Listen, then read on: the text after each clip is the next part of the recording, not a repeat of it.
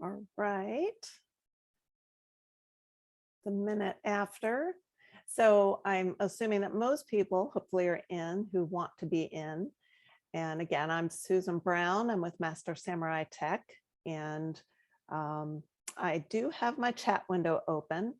I'm very happy to have questions pop up. I'm going to be giving a live presentation. It's going to be a combination of some slides and also then showing some of our CSR training course at our website.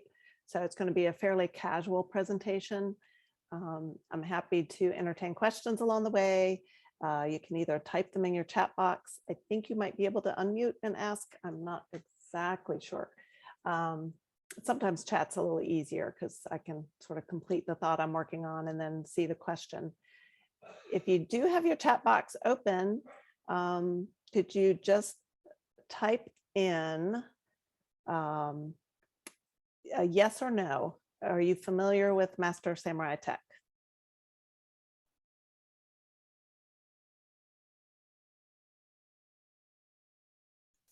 Yes, mixes of yeses and nos so far. Somewhat.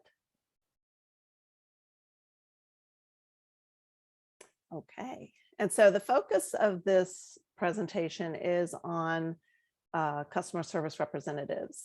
Does everyone here have, I assume you're here, you have a service department. Do you have a dedicated customer service representative? Yes or no?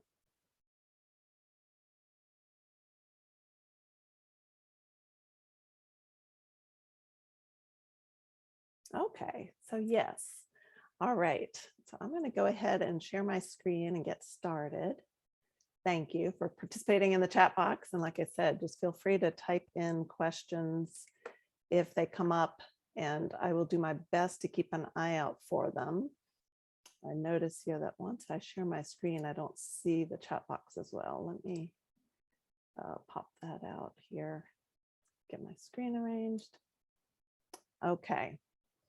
So we're going to talk about how to train your CSRs so that they can contribute to hopefully a steady stream of five-star reviews coming in for your service department.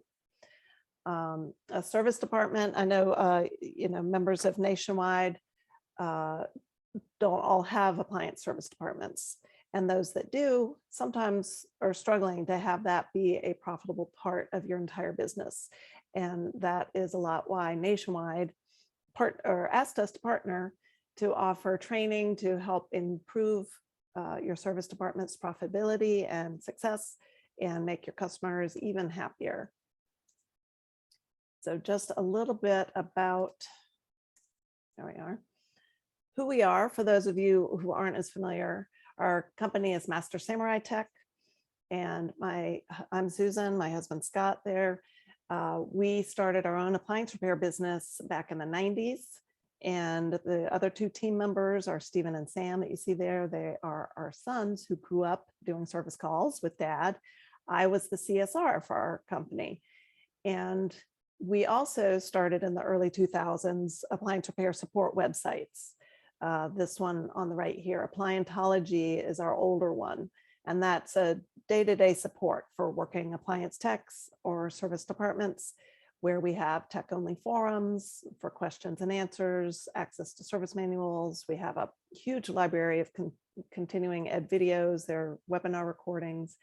And we also have live webinars. Generally, right now, we're having them on Sunday evenings. If you get on our newsletter list, you can find out when those are. Those are anybody is welcome to attend. And as our sons, Stephen and Sam, grew up, they joined us in our training business. That's what our focus has been on now for quite some time, is training. And we started Master Samurai Tech, which is where our structured training courses are, in 2014. We just kept seeing that there was more and more of a need for actual structured training courses. And we really liked the online format because it made it possible to offer up-to-date training for a very affordable price that was also very flexible, and it fit in with most companies' needs really well.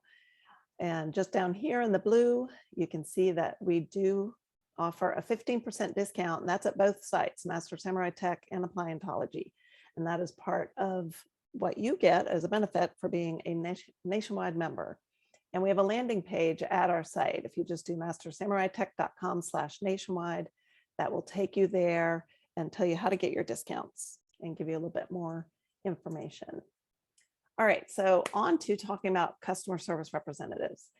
Everybody knows that they play a really critical role in the success of your repair company, because they support both the customer and the technician. So they are the first contact, the first impression that a lot of customers get is by the person who answers the phone.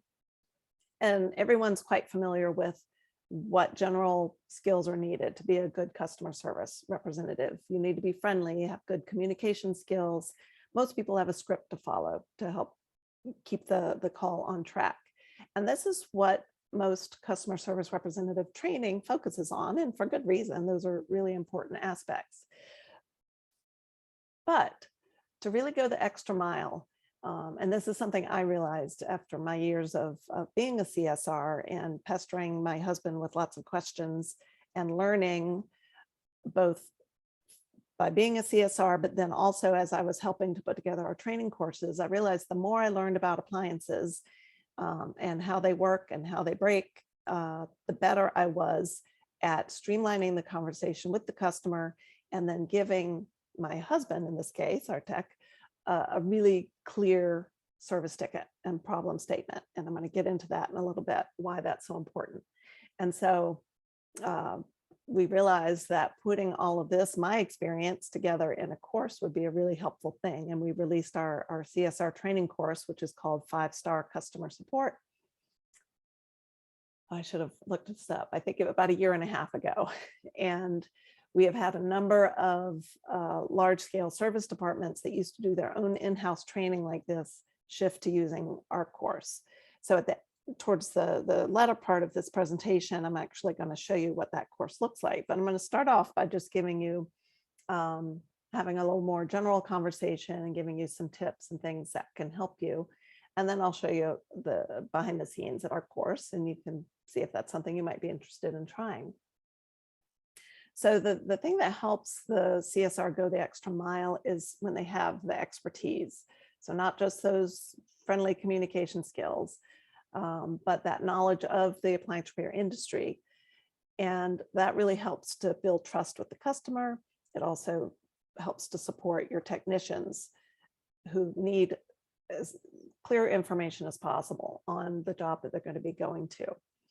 And all of this helps to end up with these quicker and more efficient resolutions, which is what the customers want. It's what you want. It's what helps you to be more profitable and get repeat business. So how do we build this expertise? That is the important thing you need beyond just having a good script. And that is building an understanding of the appliance repair business, having a basic knowledge of how the appliances work, their common failures, what items are really good for customer education. You know, when there are times a CSR can give some information to the customer, something for them to try or to check with, that might even avoid a service call that wasn't needed, because you want to avoid those calls where they go out and it's just a service call fee, because that's not profitable. That just barely covers your costs. So the more that that can be avoided, it makes the customer happier, makes everybody happier. And then this last point, crafting an excellent service ticket. That is something that I learned is incredibly helpful to the tech. And I did this little graphic here, shows the CSR as the go-between between the customer and the technician, communicating to both of them and connecting them before the job, in a sense, so that it will optimize the outcome of the job. And the product that the CSR is going to basically deliver to the technician is the service ticket. And we want it to be excellent.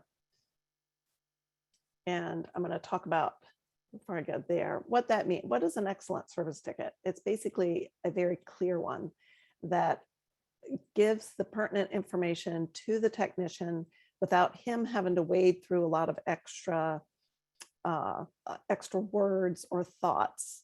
And we're going to dive into a couple of blog posts that we actually have at Master Samurai Tech. So these, we're going to skim through them together, but you're welcome to go look at them yourself. If you're at our site, Master Samurai Tech, this is a little screenshot. If you click resources, it reveals this big menu and you can get to our blog there. But we also put these at our booth, at our nationwide virtual booth.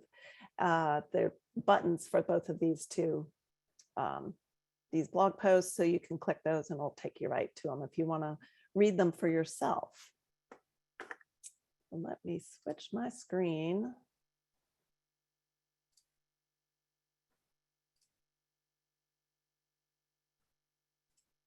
Find it. Okay. All right. So you should be looking at the surprising power of a good problem statement. This is one of those things that we teach and we talk about sometimes, and we call it surprising because it just sounds like a no-brainer. Like, okay, yeah, you got to have a problem statement. What do you know? What's the deal with that? And we've worked with enough techs, I mean, just thousands and thousands over the years, to know that even a well-trained tech can get distracted. There's just a lot going on. Even before they get to the job, you know, there's a customer will often call and tell the CSR all kinds of information. And if they deliver too much of that information to the tech without digesting it and organizing it, the tech might go down what we call a rabbit trail, you know, just go in the wrong direction, thinking, spending time thinking that the problem is going to go one way, or the troubleshooting and the service call is going to go one way, when in fact it needs to go another way. It can happen on the job too. It's something techs have to learn to focus. And in fact, you can see this word pre-diagnosis. We really encourage that techs spend a little time doing that pre-diagnosis work. That means pulling up a schematic, doing a little wargaming, and that will help them to stay focused and maintain that focus when they get on the job, where suddenly you've got the dog barking at you, one or two customers, you know, potentially, or more people there in the house giving you their opinions, throwing information at you. It's really helpful to walk into that situation with mental focus. And part of that comes from a clear service ticket. And the problem statement, which is kind of the central part of that, answers one or both of these questions. What is the appliance doing that it should not be doing? Or what is the appliance not doing that it should be doing? Again, this seems logical. It makes perfect sense when you hear it, but not everybody's used to really dialing it in this way. And we know because, as I said, we've dealt with thousands of techs over the years at Appliantology in the forums, and they can write a whole paragraph sometimes when it should be distilled down to a very short statement. And how you write and communicate is a reflection of your thought process. So streamlined, short problem statement that a tech can just grab onto and keep in his mind will really help keep that mental focus on the job.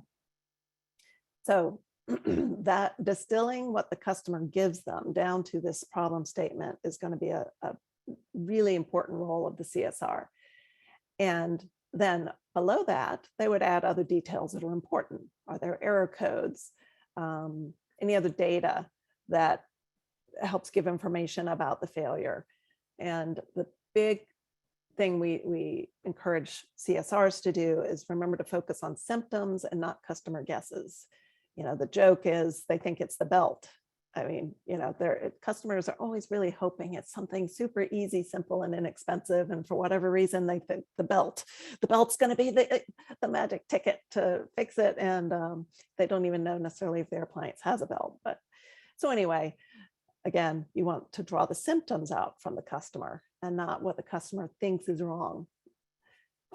All right, so here's an example of a messy problem statement. Customer reports that the freezer seems okay, the ice isn't melting, but the milk spoiled and things don't feel cold enough. Thinks it needs a shot of Freon. You know, that's another guess that customers like to make. So, there is information in there, but you have to digest it and boil it down. And what it really comes down to is the fresh food compartment's warm.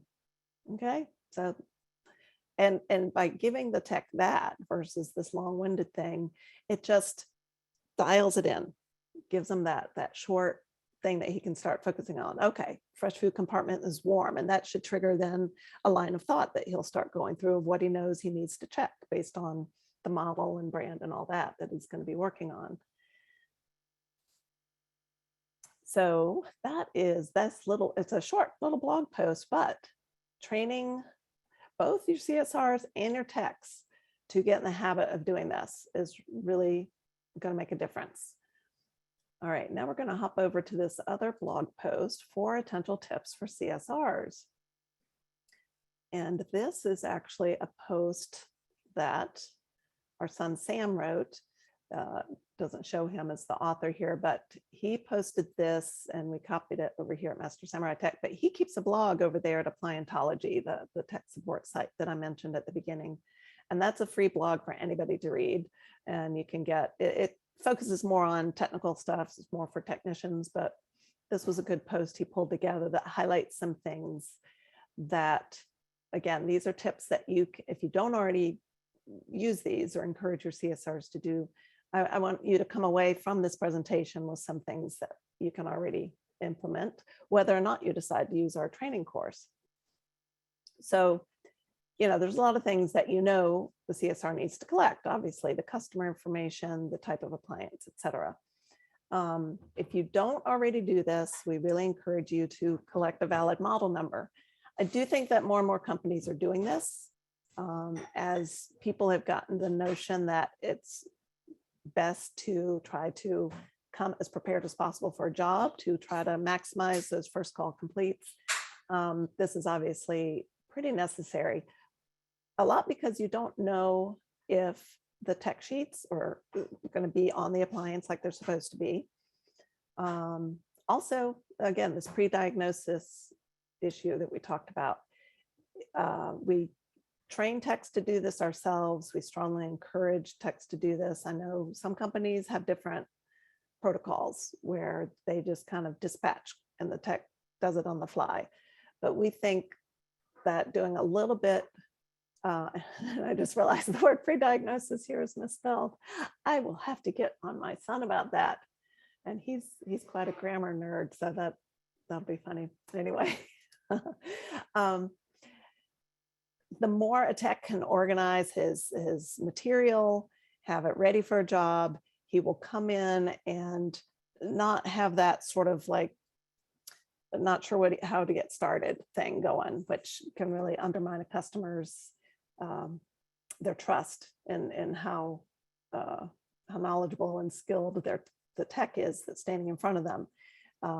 If it's a unit they've not really worked on much before, they can look up disassembly procedures, because that is the last thing you want to look like you're bumbling on. Maybe you've got this great mind for circuits and electrical testing, but if you don't know how to access the control board you need to get to, and you're looking around and you can't figure it out, that's not a good look. So a little bit of pre-planning and wargaming goes a long way to impressing the customer and streamlining the call to make it more profitable. So in order to do that effectively, you need the model number. So it's good for your CSR to know how to direct people to find that. In our course, in fact, we give some examples, but we also tell them go find them on your own appliances. And of course, most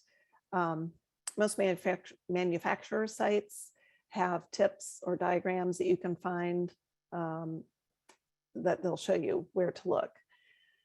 And then I always would take the model number a customer gave me and look it up really quick. I'd go to an online parts site that's easy to use, like Repair Clinic or Appliance Parts Pros, and I just copy and paste it in. And sometimes instead of a 6, it was a G, or the other way around. Sometimes I could figure out the mistake they made without having to call them back. And of course, now that more and more people are scheduling appointments, either via email or other online forms, sometimes they'll upload a picture of the model number tag, and that is ideal, because then you've got everything you need right there and no worries about reading it over the phone and misunderstanding letters and numbers. All right. And then here's, I won't repeat this, but he talks about distilling the customer's description to a coherent problem statement. I think we already spent enough time on that. Rule out common simple problems. And so this is where having a CSR that's got a little bit of expertise that will come from time and experience, but you can speed that up by training them. Then they can help to spot the issues where you need to have them say, you know, have you checked that outlet, tried plugging something else into it? Which, you know, what detergent do you use? Have you run a cleaning cycle? Do you ever clean your dishwasher filters? You know, based on what they're hearing, that trigger a variety of questions that they might need to ask. And just to make sure the customer's done something that would be obvious. They don't want to have to pay a service call fee to have the tech find that you know, they just needed to cycle power to the appliance or something like that. And then another tip is make sure they are setting up proper expectations. This is another way that the CSR can make life a little easier for the technician, to make sure that the customer knows what to expect from the scheduling point of view. You know, when they're going to arrive, is it a window? We always used to give windows, and I learned how that I needed to word it that they would show up sometime between 9 and 11, because otherwise they think, oh, he's going to show up at 9 and could take as much as 2 hours. No, the arrival is sometime there. Also, payment information. You want to make sure the customer knows exactly what to expect. That I think most appliance repair companies that I know ask for payment at the time of the job if it's a COD job. So the CSR can make sure that the customer is aware of that, so that they're going to be prepared and they're not going to be surprised and go, oh, wait a minute, I thought you would just send me an invoice. And that makes it very awkward for your tech. And you like to try to avoid that as much as you can. So those are 2 blog posts having to do with CSRs that you can access and read yourself and share with other people in your service department. So let me go back to, I've got to see where we are in our presentation here. All right. And like I said, the links are also at our booth. All right, so how do you implement this CSR training? Some of it definitely has to be done in-house because every company has their own particular procedures when it comes to the script they like to use, what they do for scheduling and ticketing. There's so many different platforms that are used these days that obviously that has to be trained in-house. Whatever your company protocols are regarding, you know, do you do warranty work? If so, if not, that's going to influence how a CSR communicates with the customer, what information they give when they find out that an appliance is, say, less than a year old.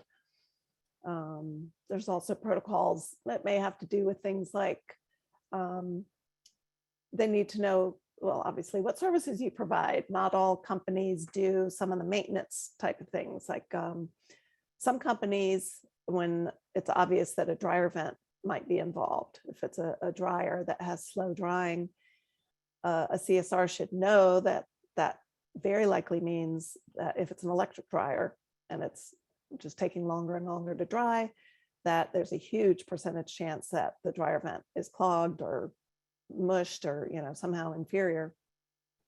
Not all companies work on dryer vents or clean them, so they need to know what to advise customers when situations like that come up. So all of that's in-house training. The more technical skills that we've been talking about that can really just improve their performance, get them up to speed faster, those can still be done in-house. I know a number of our clients, they're the ones I'm thinking of are big enough that they have usually anywhere from 3 to 5 CSRs at any given time. And there's a little bit of turnover in the job. So when they have somebody new, they have or used to have a little technical, like they'd bring them to the shop and they'd go over appliances and teach them that way. But they've actually switched to using our courses because it saves them time and it's working just as well for them. without having to pull a service manager, off the job and teach, to go over this himself. So like I say, you can do it in-house. Oh, and some companies, and this is probably a good idea regardless, will have a CSR go on either a full day or at least a partial day of service calls, just so they get a bird's eye view of what the techs are dealing with out there. If nothing else, it definitely can give them a little more sympathy for what they deal with on the job. So that general knowledge of the trade and of appliances and those skills can be taught through courses, formal courses like what we offer, or videos.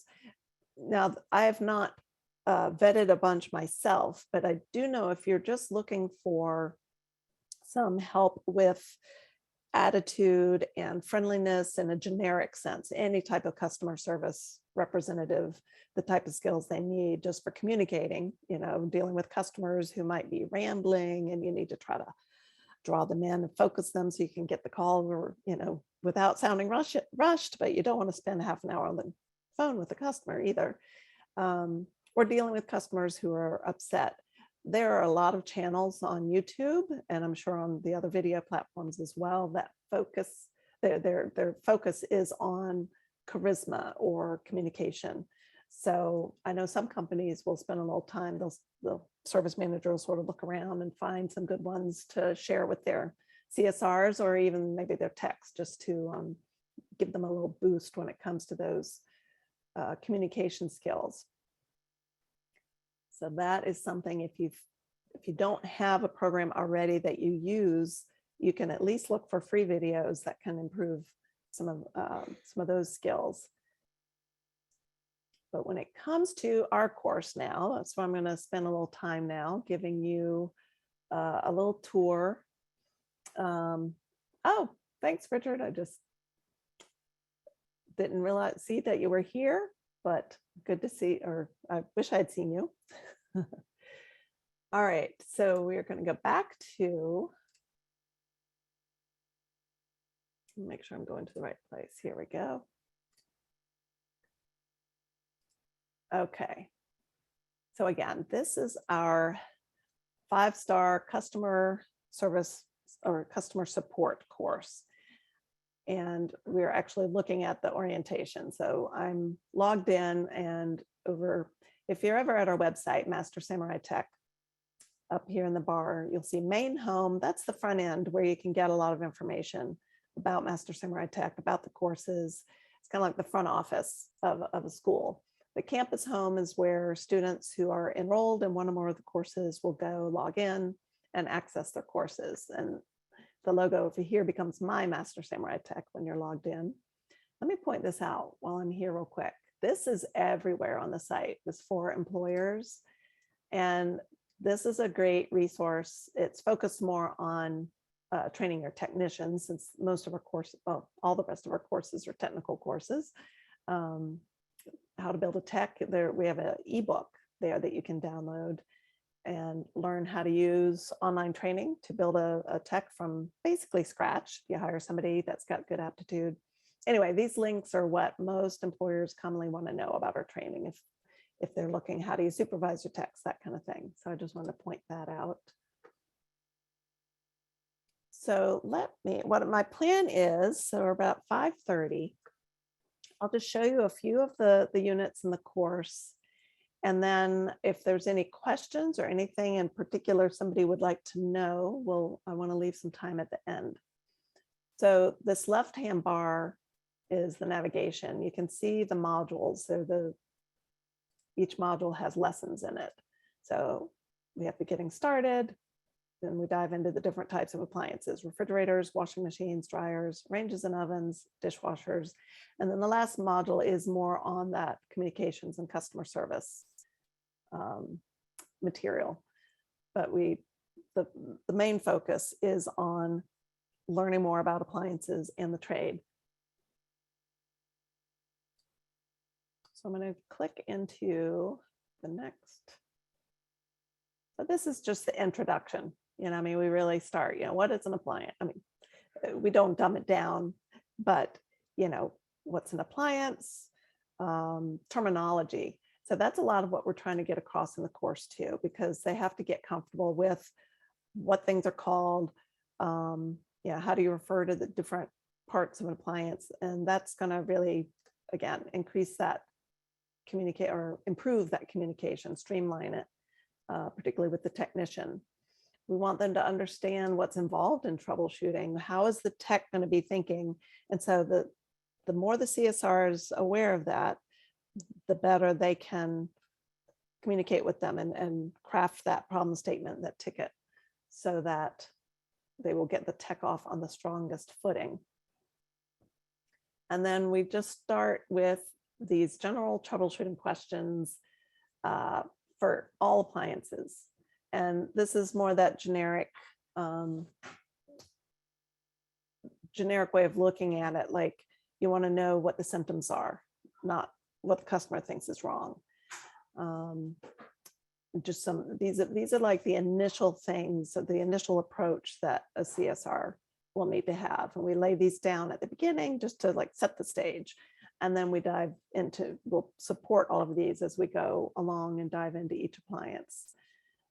This is, how long and how often has the problem been occurring? Just all that basic stuff.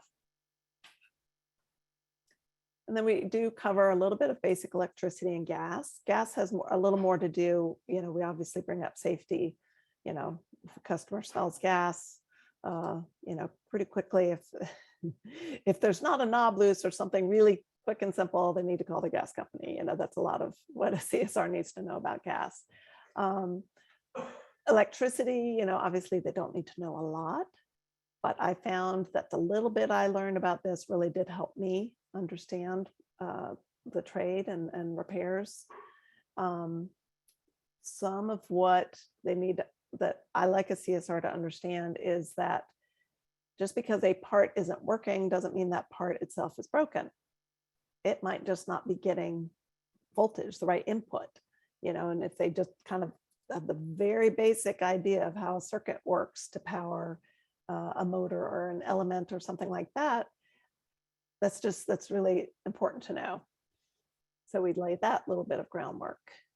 They need to understand 120 versus 240 and the different outlets. They need to know what GFCIs are. Again, you can see this isn't incredibly in-depth. We're not trying to have a mini or a tech light, but just to have enough background information to have those both intelligent and helpful conversations with the customer and again with the tech. So let's look at refrigerators. Just because of the nature of refrigerators, they have the most units in terms of how it works, because we like to break refrigerators down into systems. There's 4 basic systems in a refrigerator: refrigeration or sealed system, air distribution, defrost, control. And that just with this is how we even train technicians. Let me hop into air distribution. So we're just trying to help them see, again, the very basic components and how they work together to do what they're supposed to do. So, with a refrigerator, we want them to understand that the cold air is made in the freezer and it's shared with the fresh food compartment. Yeah, in most fridges. Obviously, we go over exceptions like dual evaporator refrigerators and such. They should know what the basic components are and where they are on the average appliance. So in this case, we're covering condenser fan, evaporator fan, and the damper system. And if they know how they're supposed to operate, then when a customer describes something, they will start to have little clues, little bells ringing in their head, like, oh, based on what they're saying, because I know how it's supposed to happen, this or that might be going on. So I'll ask them, do they hear a fan when they open their freezer door? I'll ask them, do they have frost on the back wall of the freezer? That's our goal, is to have those little bells ringing in their heads so they kind of know how to guide the conversation, what questions to ask, and what information is going to be useful and worth passing on to the tech.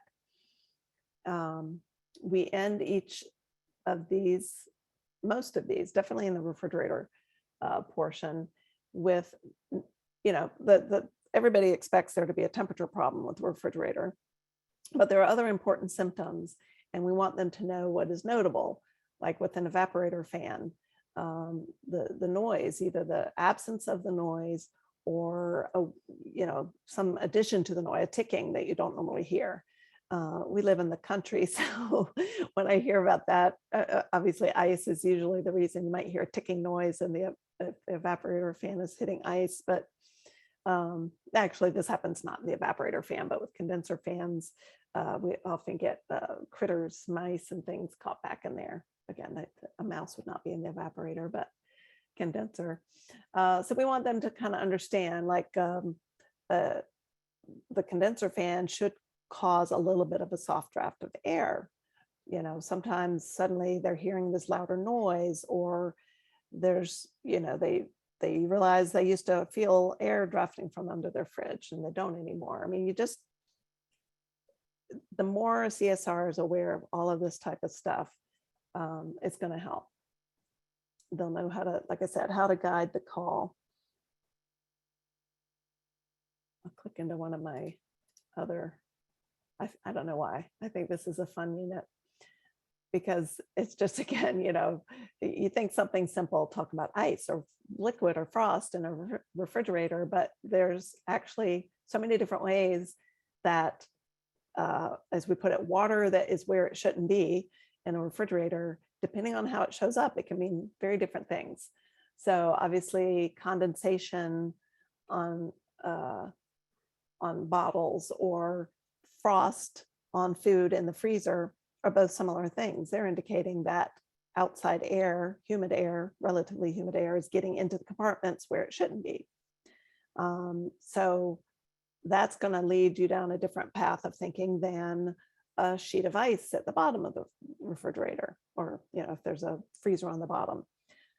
So if it's condensation or frost on food items in the freezer, they're going to know to ask about, do you have anything? Are you sure the doors are closing? We have a famous job. In fact, I won't play it, but there's a video here that shows a job where the customer was so upset because their relatively new fancy fridge was frosting over everything. And it turns out they kept their vodka bottle in the freezer, and it just kept that door open the tiniest bit, not enough to set off the alarm or anything. And that's all we had to do is move the vodka bottle. So obviously, if you can find those things over the phone to make sure. I remember one customer, they had cleaned out their it was either a fridge or freezer, I can't remember now, and they put the shelving back not quite right, and so the doors weren't closing quite right. And so when I just had them checking all of that, they figured that out, and they were just so grateful that I helped them figure out the problem.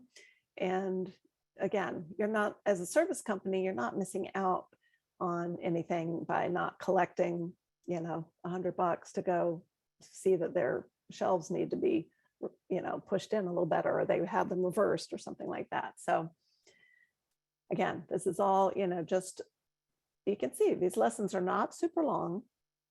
They're very, they're kind of dense with material. And so what we tell the CSRs to do, in fact, I did not point this out to you before.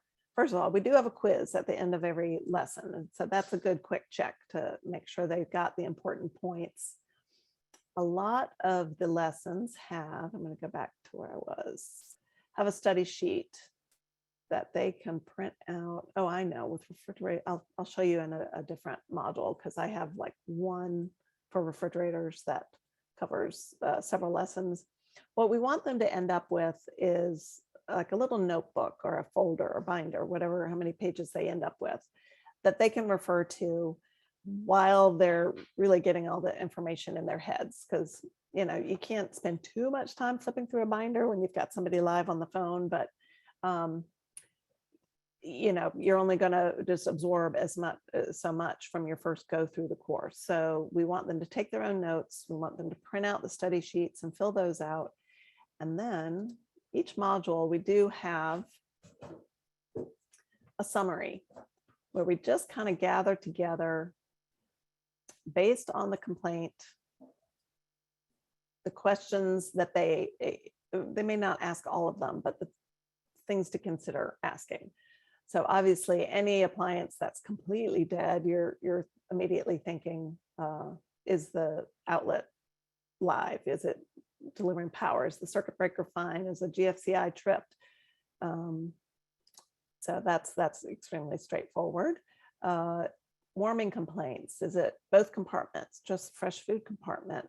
Have they measured compartment temperatures? What's the timeline of the failure? So all of this stuff, again, and this is where definitely a little on-site training helps. You know, they're not going to bombard them necessarily with all of these questions, but if they understand how to zero in on getting the most pertinent, helpful information, then that's going to just improve everything. So these final summaries, they can print out and use for reference and study. Just to let you know before I move on, they can get through this whole course if they're taking their time, not rushing, because again, there's a few videos here and there, but it is mostly reading. If they're taking the quizzes, making the notes, printing out study sheets, doing those, generally speaking, they can get this done maybe in a single 8-hour day, although it's probably better to have them divided up. It can take more than 8 hours. Our estimate at this point is anywhere from 7 to 12, depending on how fast a reader they are, how many breaks they take, that kind of thing. But still, so it's a pretty short course. And what we advise them to do at the end of the course is to go ahead and schedule when they're going to go back through it.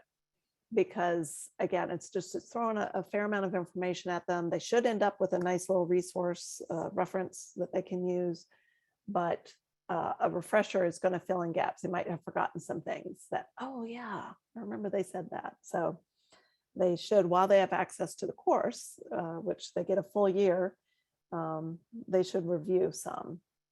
Let me just jump into the washer section. I'm almost done, and then I'm going to just see if anybody has any questions. So yeah, some of these have study sheets where it's kind of like a guided notes, you know, it's helping to structure their note taking in case they're not exactly sure what they should make note of. So a lot of the units have that. In the washer section, we have a pretty extensive unit on detergent because it makes such a big difference. And clothes washers and also dishwashers. That if they're using the appropriate detergent, not too much and all that. So it's important for them to understand the whole HE detergent issue, sudsing and other clues that it's, again, a customer issue. They need some customer education maybe before they end up with a service call. Brands, what to do for various washability problems, and front loaders, you know, odor prevention. So there's a lot of customer education that comes along with this topic. So we cover that one pretty thoroughly.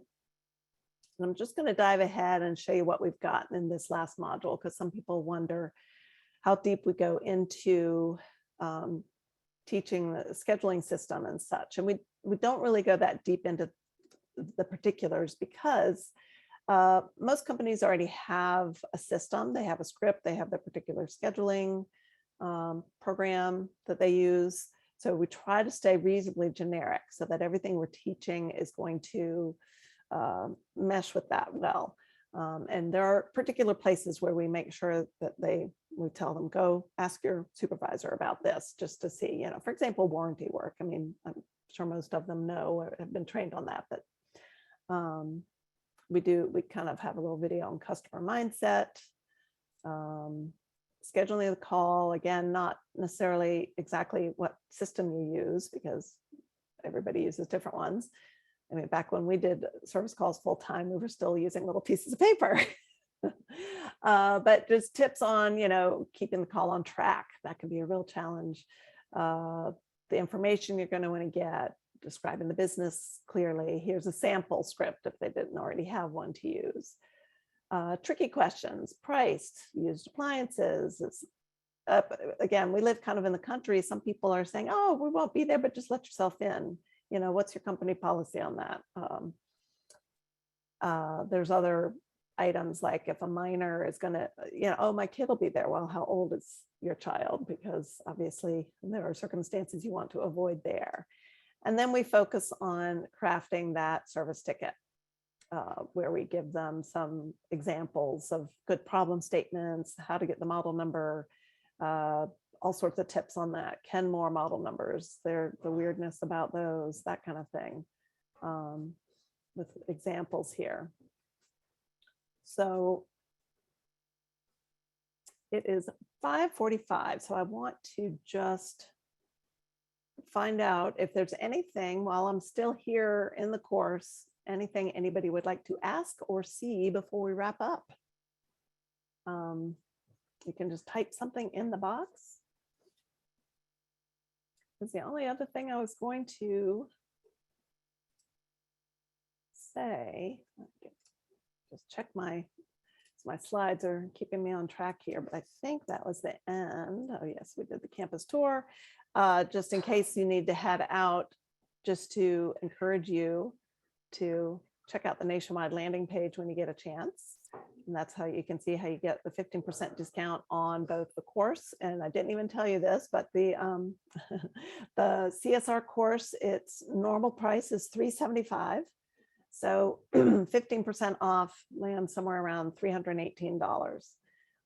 And that gives the student a year of access, so plenty of time to go through it and review it, take all the notes and everything they want to, so that they will be a really strong CSR for you.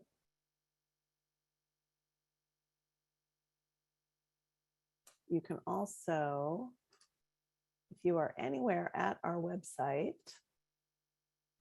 get back over there. You scroll down to the bottom, you can look for the Nationwide Marketing Group logo, and that will take you to your Nationwide landing page. And so this top code is for the Master Samurai Tech courses. And then we have a section down here about appliantology, where we actually have a flyer for how you can get 15% off the normal membership there.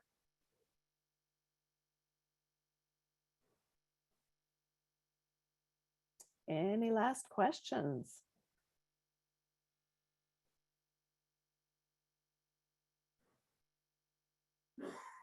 So we are seeing that there was a recording of this. I wasn't watching the numbers. If anybody hopped on late, you would be able to rewatch this. All right. Well, I don't see any other questions. I hope that this was helpful for you. I tried to give you some good takeaway things, but also show you what our course is like in case you think that would be helpful for your CSRs. So thanks so much for coming. And I'm going to stop sharing. I hope you all have a really great evening, and I will be at the booth tonight and tomorrow night. I'm traveling the last night of the show, but I will be there if you want to stop by and ask any other questions.